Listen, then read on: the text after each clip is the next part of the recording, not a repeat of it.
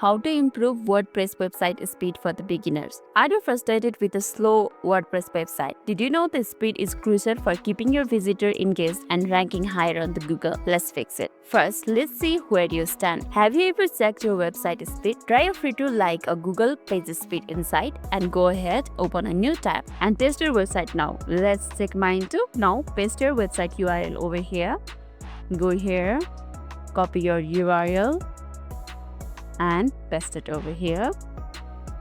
So this is my overall website insights. Here's LCP, interaction to the next paint, cumulative layout fixes, first contentful paint, and first to first byte. And here's a performance. So this is what we as a layman look after, because most of us who are not from IT background or who are not expert in website doesn't understand this thing very goodly, but we can understand this thing. From the diagnostic issues, it says my performance is 100% good, accessibility is 79, and best practice is 82, and regarding SEO it's 45. So it's not bad for the website who post rarely. I hope you got your score too. Now let's make it better with a few simple steps. The first step is think hosting. Is your hosting provider up to par? Cheap hosting often means slow speeds. Consider upgrading if your performance is consistently low. And second step is images are key. Are your images huge?